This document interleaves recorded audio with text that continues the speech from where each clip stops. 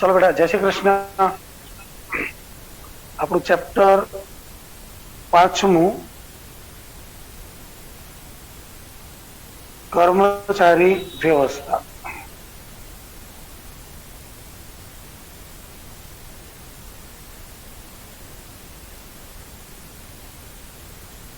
કયું ચેપ્ટર છે? 5મું. આ ચેપ્ટરની અંદર આપણે છેલ્લે ગયા ગુરુ શુક્ર મતલબ શુક્ર શનિ ની અંદર પસંદગીનો ટોપિક ચલાવેલો. આમ જોવા જઈએ તો કર્મચારી વ્યવસ્થા એટલે શું, એના લક્ષણો, એનું મહત્વ,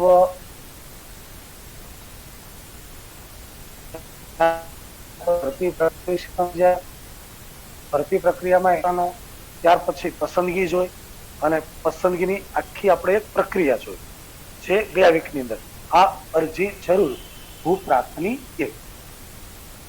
એના જુદા જુદા આપણે કેટલા 8 થી 9 મુદ્દા જોયેલા. ઓકે, તો અહીંયા આપણે ભરતી પૂરું, પસંદગી પૂરું. એનો મતલબ એવો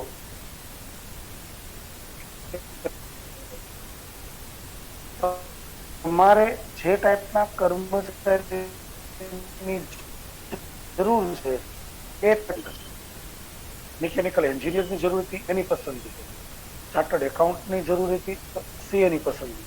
ટૂંકમાં એકમે આ તબક્કે કર્મચારીની પસંદગી કરી લીધી છે. છતાં તમે જો કર્મચારી વ્યવસ્થાનું કામ પૂરું નથી થતું. કેમ? તો હવે પછી તમારે તાલીમનો તબક્કો શરૂ થાય. તો આજનો જે આપણો ટોપિક છે એ ખરેખર કયો છે દીકરા? તાલીમ. આજનો જે ટોપિક છે એ ટોપિક કયો છે? તાલીમ. ઓકે, પ્રશ્ન એ છે કે તાલીમ, ટ્રેનિંગ. તમે કર્મચારીની પસંદગી કરી તો માની લો કે આપણે એમ કેવું કહી શકાય કે ભરતી દ્વારા તમે ગમે તેટલા કુશળ કર્મચારી મેળવ્યા હોય, ગમે એટલા કુશળ, તમને લાગતું બેસ્ટમાં બેસ્ટ લીધા છે, પરંતુ એની પાસે અનુભવ ન હોય, એની પાસે જાણકારી ન હોય તો યોગ્ય રીતે કામ કરી શકતા. એક સીધી વસ્તુ છે, માનો 12 કોમર્સની અંદર, બોર્ડની અંદર, રાજ્યની અંદર ટોપ લેવલે જે વિદ્યાર્થી આવે એને તમે ડાયરેક્ટ ચાર્ટર્ડ એકાઉન્ટન્ટનું કામ સોંપી દો, નહીં કરી શકે. કેમ? કારણ કે એની પાસે એની જાણકારી નથી, ભલે ગમે એટલો હોશિયાર હોય પણ જાણકારી અને અનુભવ વિના એ યોગ્ય રીતે કામ કરી શકવાનો નથી. આ સનાતન સત્ય છે અને એટલા માટે જ દરેક ધંધા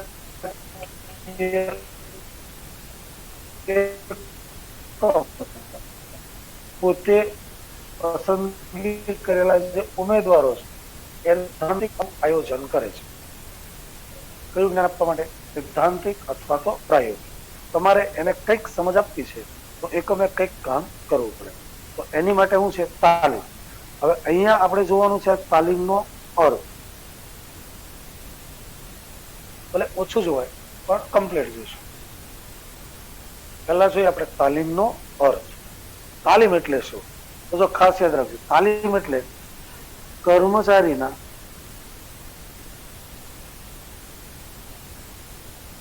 કાર્યમાં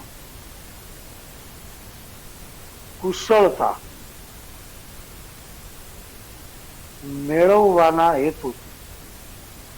તો શબ્દ સમજો, કર્મચારીના કાર્યમાં કુશળતા મેળવવાના હેતુથી આપવામાં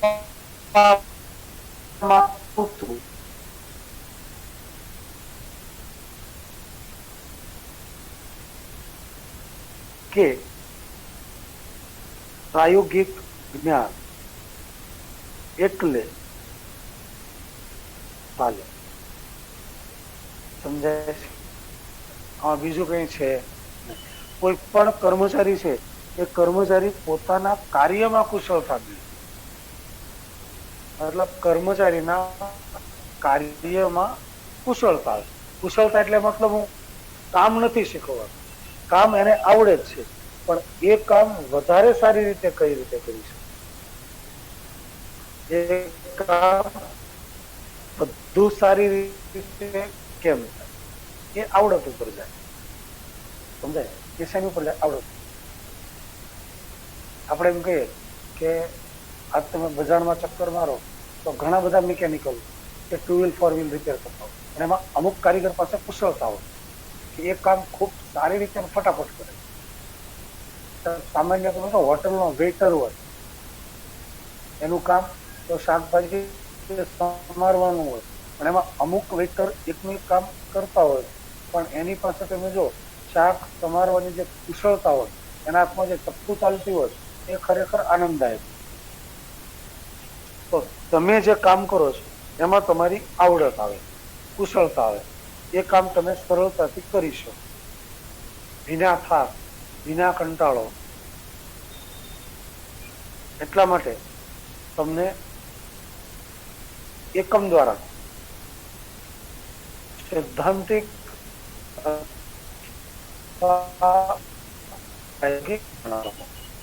સૈદ્ધાંતિક જ્ઞાન મતલબ અવશ્ય વ્યાખ્યા કર્મચારીના કાર્યમાં કુશળતા મેળવવાના હેતુથી આપવામાં આવતું સૈદ્ધાંતિક કે પ્રાયોગિક જ્ઞાન એટલે તાલીમ. તાલીમમાં બીજું કઈ છે? ઓકે, ચાલો એક વસ્તુ. બીજી વસ્તુ જુઓ, તાલીમ એટલે શું? તો કે તેનાથી એટલે મારે થાય તમારાથી નહીં, પણ તાલીમથી. તો તાલીમથી કર્મચારીઓમાં અથવા તો કર્મચારીઓ ના તમે જે લોકો જ્ઞાન, આવડત અને ત્રીજું બુદ્ધિ શક્તિ, અથવા તો જ્ઞાન, આવડત અને બુદ્ધિ ક્ષમતા, આ બધામાં શું થાય? વધારો થાય. તાલીમ આપો તો એનું જ્ઞાન વધે. એક સીધી વસ્તુ છે, આ વર્ષે તમારું સ્કૂલમાં ઓનલાઈન વિડીયો દ્વારા યુટ્યુબ ઉપર કોઈ બી જગ્યાએ તમારું શૈક્ષણિક કાર્ય શરૂ ન થયું હોય અને ગુજરાત ગવર્મેન્ટ બોર્ડ એવું નક્કી કરે કે માર્ચમાં 10-12ના વિદ્યાર્થીઓ પરીક્ષા આપશે, તો તમે સારી રીતે પરફોર્મન્સ કરી શકો નહીં, કારણ કે એની તમે તો તાલીમ લીધી નથી. તમારી જે પરીક્ષા 5મા મહિનામાં છે એની તાલીમ તમે અત્યારે લઈ રહ્યા. પછી સિદ્ધાંતિક હોય કે પ્રાયોગિક હોય, તમને એનો તમે ઉપયોગ કરવાના. આનાથી શું થાય? તમારી જ્ઞાન, આવડત, બુદ્ધિ એમાં વધારો થાય. સમજાય? તો કર્મચારીના કાર્યમાં કુશળતા મેળવવાના હેતુથી આપવામાં આવતું સૈદ્ધાંતિક અથવા પ્રાયોગિક જ્ઞાન એટલે આપણે શું કહીએ? તાલીમ. એને આપણે શું કહીએ? તાલીમ. એનાથી કર્મચારીનું જ્ઞાન વધે, એની આવડત વધે, એની બુદ્ધિ ક્ષમતામાં શું થાય? વધારો. ઓકે. બીજી વસ્તુ, તાલીમ એ કામ ચલાવ પ્રક્રિયા નથી. સમજાય છે? તાલીમ એ કામ ચલાવ પ્રક્રિયા નથી.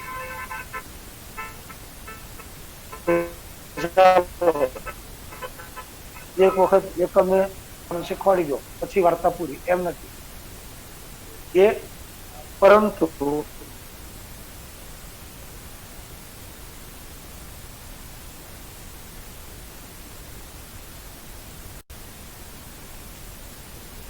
ચાલતી જ્યાં સુધી એકમ કાર્યરત છે,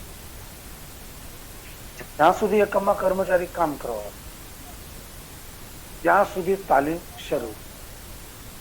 કારણ કે આજ આર્થિક ક્ષેત્રની આપણે વાત કરીએ, કયા ક્ષેત્રની? આર્થિક ક્ષેત્રમાં. તો સતત અને સતત બદલાવ આવે છે, હરહંમેશ ફેરફાર થાય, અને એ ફેરફાર સામે ટકી રહેવા માટે જે કર્મચારીઓ છે એને તમારે તાલીમ આપવી કેવી છે? ફરજિયાત છે.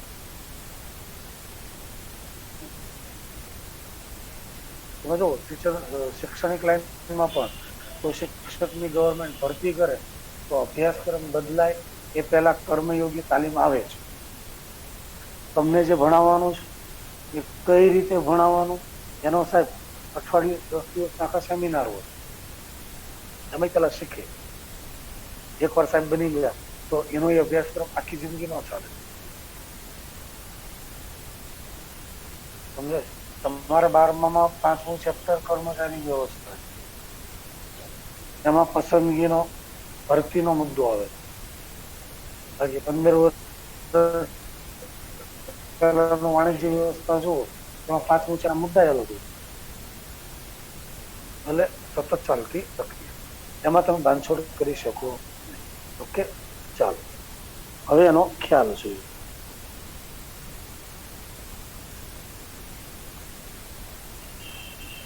જો ખ્યાલમાં પણ માત્ર તમારે એની પરિભાષા, એની વ્યાખ્યા એ જ જોવાનું છે.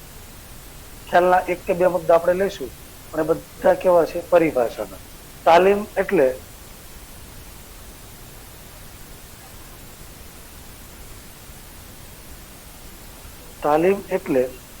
કર્મચારીને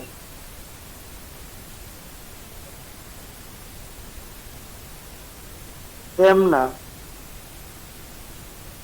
તો યાદ રાખજો, તેમના કામના અથવા તો કાર્યના સંદર્ભમાં આપવામાં આવતું સૈદ્ધાંતિક કે પ્રાયોગિક જ્ઞાન. સમજાય છે? એની વ્યાખ્યા અથવા તો પરિભાષા. તાલીમ એટલે શું? તો કે કર્મચારીને તેમના કામના સંદર્ભમાં, તો આ શબ્દ સૌથી અગત્યનો છે. એ જે કામ કરે છે એના સંદર્ભમાં જ એને જ્ઞાન આપવામાં આવે. તમે કોમર્સ રાખ્યું છે, તમારે કોમર્સની પરીક્ષા દેવાની છે એટલે જ તમને account, stat, eco, BA, English શીખવાડવામાં આવે. તમારે અત્યારે ફિઝિક્સના, કેમિસ્ટ્રીના લેક્ચર શરૂ થાય તો તમારા માટે કોઈ મતલબનું નથી. તો એવી જ રીતના ધંધાકીય એકમની અંદર પણ દરેક એકમ અને દરેક વિભાગમાં કામ કરતા જે કામદારો છે એને કામના સંદર્ભમાં જ તાલીમ આપવામાં આવે. ઉત્પાદન વિભાગમાં કામ કરતો કામદાર હોય તો એને એવું શીખવાડવામાં આવે કે ભાઈ ગુણવત્તા કઈ રીતે સુધરે, ઉત્પાદનની ઝડપ કઈ રીતે વધે. વેચાણ વિભાગમાં જે કામ કરતો હોય, મને પેકિંગનું કામ કરતો હોય તો એને એવી તાલીમ આપવામાં આવે કે પેકિંગ વધુમાં વધુ આકર્ષક કઈ રીતે બને. સેલ્સ મેનેજર હોય તો એને એવી તકનીક આપવામાં આવે કે જેના પરિણામે તે વધુમાં વધુ સેલિંગ કરે.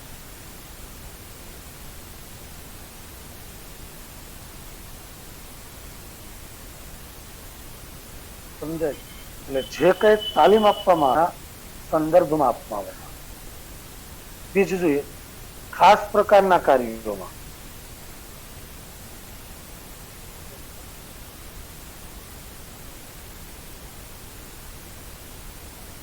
કેવા ખાસ પ્રકારના કાર્યમાં કર્મચારીની રુચિ અને રસ અને રુચિ જળવાઈ રહી. તમે જે કામ કરો છો એ કામની અંદર રુચિ રહેવી જોઈએ, રસ રહેવો જોઈએ, તો તમે કામ કરો. કુશળતા અને યોગ્યતા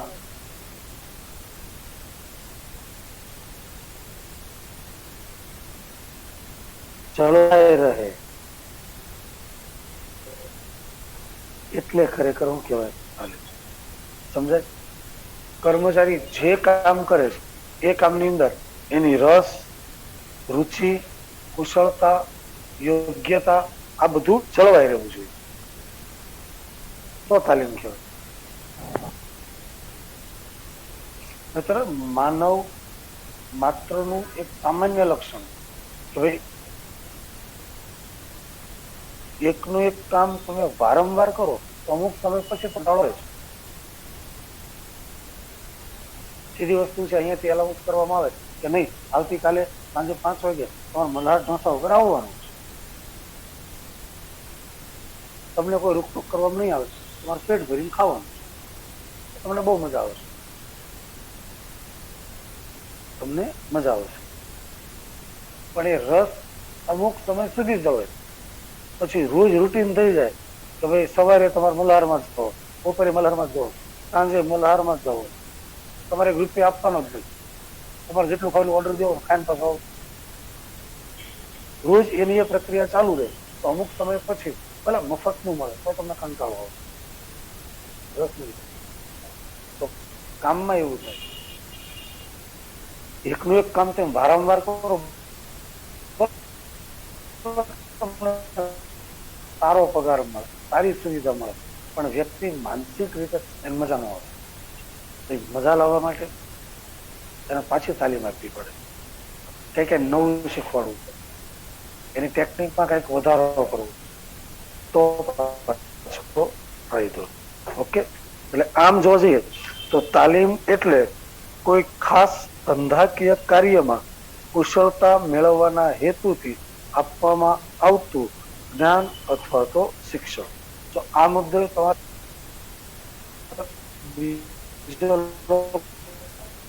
તો લખી શકાય.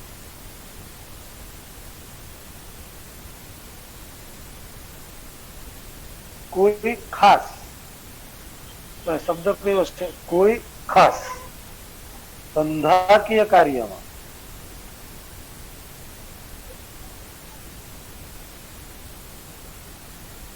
કુશળતા, તો ધંધાકીય કાર્યમાં કુશળતા મેળવવાના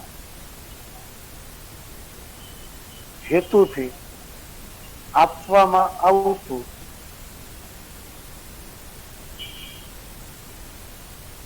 જ્ઞાન અને શિક્ષણ.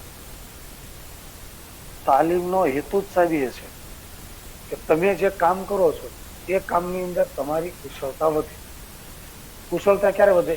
તો કે એ કામ તમે વધુમાં વધુ સારી રીતે કરી શકો, તો એ કામમાં તમારી કુશળતા વધે.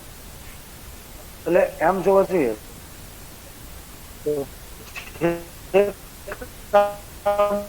કરો એ કામમાં કુશળતા, આવડત અલગ, કામ એક જ હોય, દરેક વ્યક્તિ એ કામ અલગ અલગ રીતે કરતા હોય.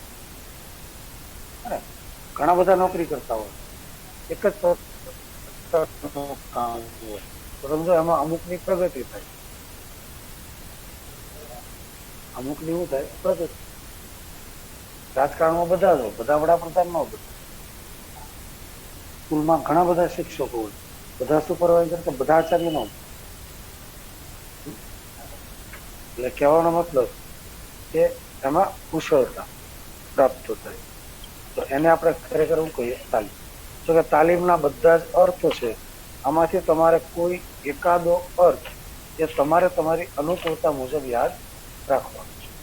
ઓકે, હવે આપણે જોઈએ તાલીમનું મહત્વ.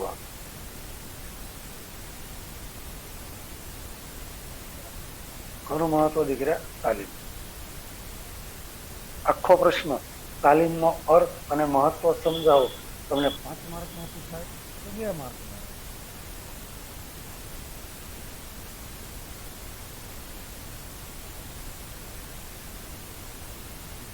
મહત્વ જેમ ગઈકાલે પસંદગીની, ગઈકાલે મતલબ ગયા વીકમાં પસંદગીની જે પ્રક્રિયા છે એની મેં તમને આ જરૂર ભૂપ્રાપ્તની છે, એના આધારે તમે 9 મુદ્દાથી ક્લિયર કરી શકો. એના આધારે કેટલા મુદ્દા ક્લિયર કરી શકો? 9. તાલીમનું જે મહત્વ છે એના કેટલા મુદ્દા છે? 8. તો 8 મુદ્દા તમારે યાદ રાખવો હોય તો એની માટે કાશ આ નખની ફેર બદલી, સમજાય? કાશ આ નખની ફેર બદલી. તો સાહેબ મજા આવી, તો પાછળ એક શબ્દ લખી નાખો, કલા. કાશ આ નખની ફેરબદલી કલા. સમજાય? કાશ આ નખની ફેરબદલી કલા. કયું? કાશ આ નખની ફેરબદલી કલા. કાશ આ નખની ફેરબદલી કલા. ચાલો હવે એની અંદર કા, તો કા એટલે એક થઈ. એનો મતલબ એવો કે અહીંયા પહેલો મુદ્દો, કા મતલબ કાર્ય સંતોષ વધે. તો વાત આપણે કોની કરીએ છીએ? તાલીમ. તાલીમનું મહત્વ, એના મતલબ તાલીમના ફાયદા.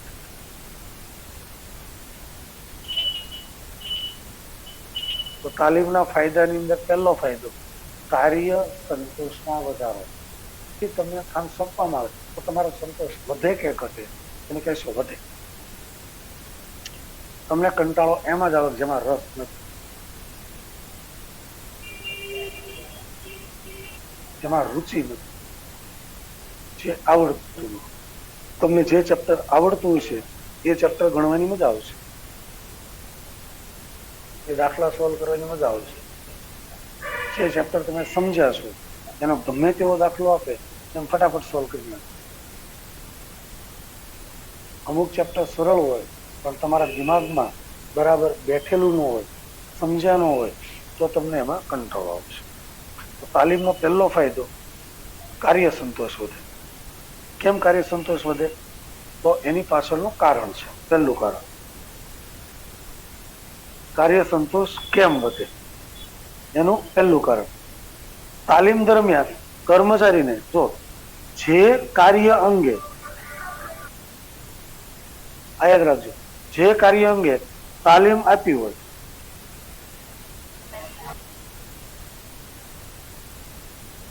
સમજાય, તે જ કામ માટે તેને કામગીરી સોંપાય છે અથવા તો સોંપવામાં આવે. સમજાય શું કહું એમાં? તાલીમથી કાર્ય સંતોષ કેમ વધે? તો એની પાછળનું એક જ કારણ કે ભાઈ તમને જે કાર્યની તાલીમ આપી છે એ જ કામ તમારે કરવાનું છે.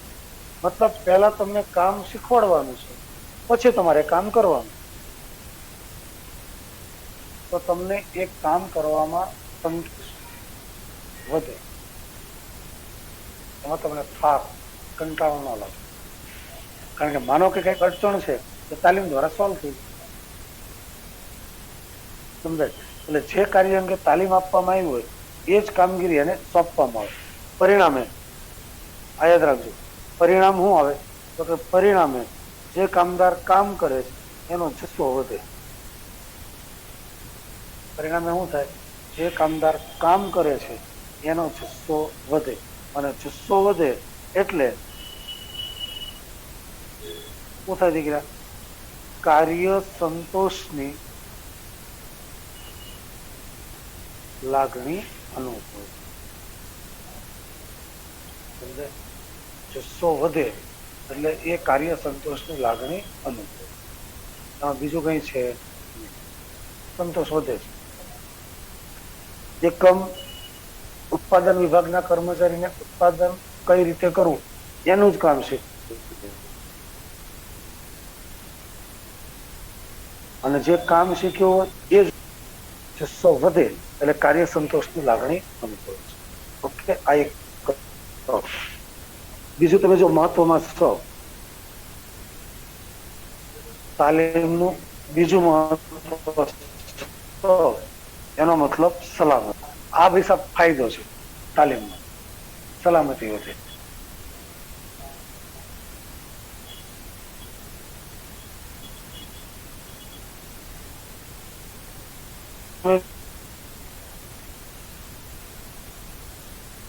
એક કર્મચારી સમજાય મશીન જે કર્મચારી છે કે જે કર્મચારીઓ એકમની અંદર તાલીમ દ્વારા, એને એકમમાં શું આપવામાં આવે? તાલીમ આપવામાં આવે, અને તાલીમ દ્વારા અકસ્માતથી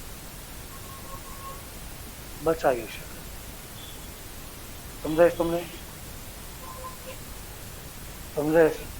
અમુક ફોરમેન હોય, અમુક ટેકનિશિયન હોય કે જે જુદા જુદા યંત્રો ચલાવતા હોય.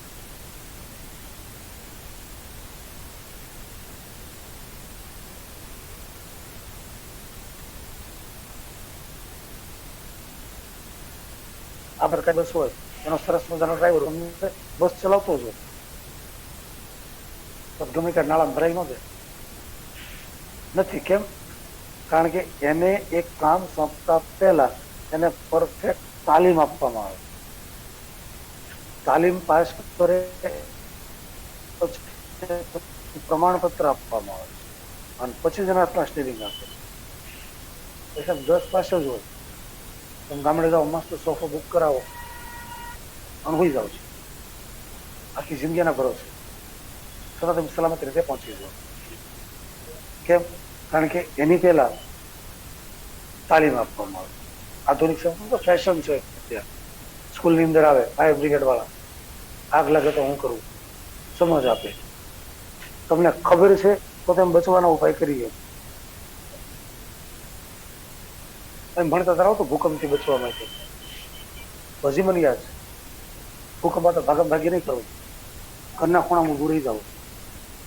હાઈટ વાળી બિલ્ડિંગ હોય તો, પછી નીચે ગ્રાઉન્ડ ફ્લોર ઉપર નળિયા વાળું મકાન હોય, તમે એમ કે સાડી કીધું ખૂણામાં ઊભું રહી જાવ તો ડટાઈ જાવ.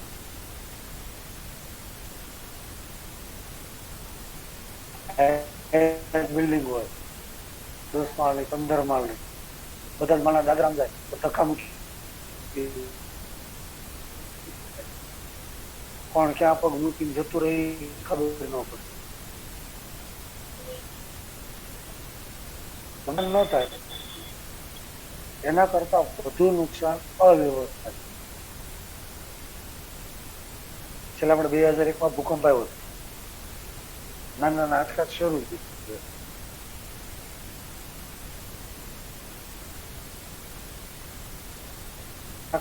કારીગરે 7મા માળેથી 10 સેકન્ડમાં ભૂકંપ જતો રહ્યો, પણ ભૂકંપ જાય પેલા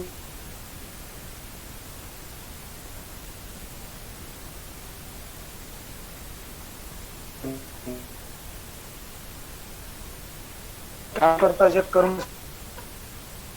અકસ્માતથી બચાવી શકો છો. એવું થાય એટલે થાક કંટાળા વગર એ ઉત્સાહથી કામ કરે અને કરે છે, અને થાક કે કંટાળો લાગતો નથી. એ ઉત્સાહથી પૂરેપૂરું કરે, કામ કરે. તો અહીંયા આપણે કેટલા મુદ્દા જોયા? 2. એક, કાર્ય સંતોષ વધે છે. બીજું, સલામતીની લાગણી જળવાય. ઓકે, હવે બધું ફેરવી નાખું છું. મહત્વમાં કયું દીકરા? ત્રીજું.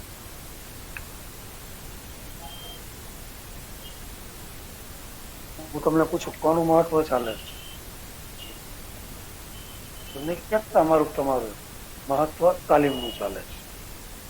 ચાલે કઈ છે? કાશ આ નખની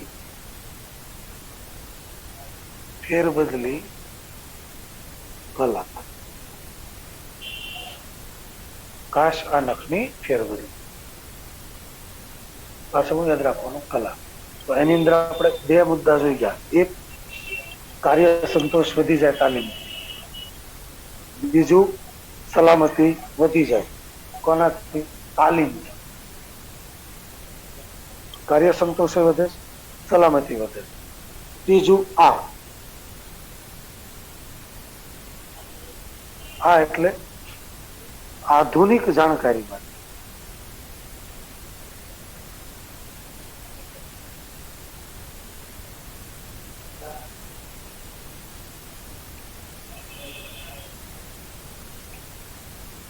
કોની માટે? આધુનિક જાણકારી માટે. સતત અને સતત. સમજો, વર્લ્ડ ની અંદર કંઈક ને કંઈક ફેરફાર થાય. નિત્ય તમારી સામે કંઈક નવું નવું આવે. પછી કુદરતી ફેરફાર થાય કે માનવ સર્જિત થાય, પણ ફેરફાર થાય છે. એટલે એનો મતલબ એવો કે અહીંયા આધુનિક જાણકારી માટે પણ તાલીમ કેવી છે અગત્યની. સમજો, રાજકીય, સાંસ્કૃતિક, શૈક્ષણિક દરેક ક્ષેત્રની વાત કરીએ તો એની અંદર ઔદ્યોગિક જગત કયું? ઔદ્યોગિક જગત. ઔદ્યોગિક જગતમાં સતત નવા નવા સંશોધનો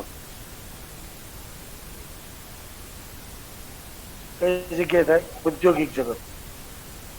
સમજો, આજ કંપની જે વસ્તુ જે પ્રોડક્ટ વેચતી હોય એ કદાચ આવનારા દિવસોમાં બદલાઈ જાય, પ્રોડક્ટ માર્કેટમાં આવતી હોય. ઔદ્યોગિક જગતની અંદર સતત અને સતત નવું નવું થાય, સંશોધનો થાય. છતાં એ તો થાય ટેકનિકલ જ્ઞાનની ક્ષિતિજો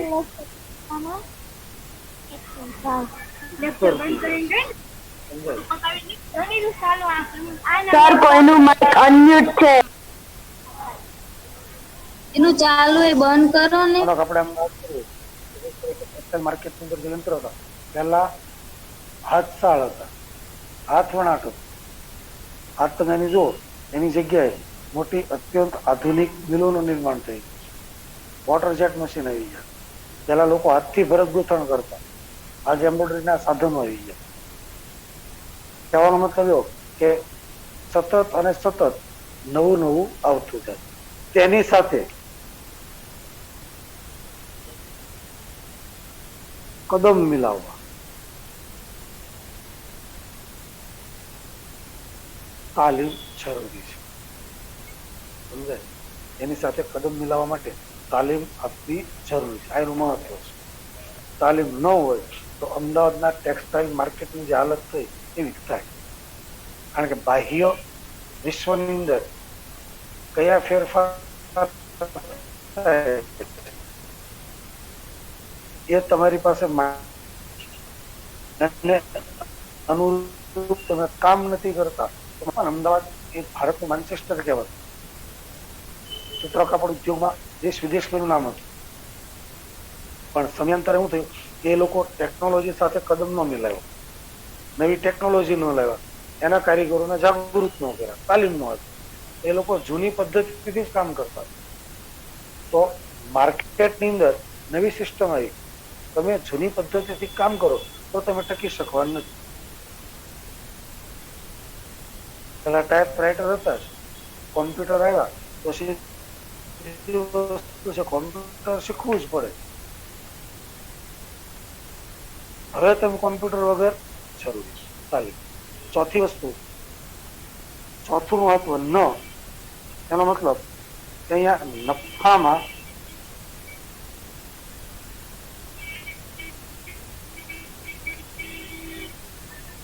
વૃદ્ધિ થાય છે. શેમાં વૃદ્ધિ થાય?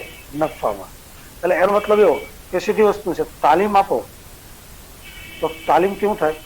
એક ઉત્પાદન અને બીજું ઉત્પાદકતા, આ બંને વધે.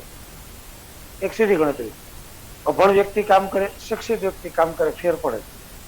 તમારા એકમમાં કામદાર કામ કરતો હોય તો તાલીમ આપો, નવું કામ બંનેમાં વધારો થાય. તો આ બંને વધે તેનાથી ફાયદો શું થાય? વસ્તુની પડતર કિંમત ઘટે. પડતર કિંમત ઘટે એટલે ગણિતનો નિયમ છે, નફો વધે. તો નફામાં શું થઈ ગઈ? વૃદ્ધિ. ઓકે. બાકીના જે 5 થી 8 મુદ્દા છે એ પૂરા કરવાના હતા, પણ હવે લગભગ નહીં થાય. સમયનું લિમિટેશન આવી ગયું. તો બાકીના જે 5 થી બાકીના મુદ્દા એ આવતીકાલે. ઓકે. અહીંયા સુધીમાં કોઈને કઈ પ્રશ્નો હોય લીગલી તો આ પૂછો કરી શકે. બાકી જય શ્રી કૃષ્ણ. હેલો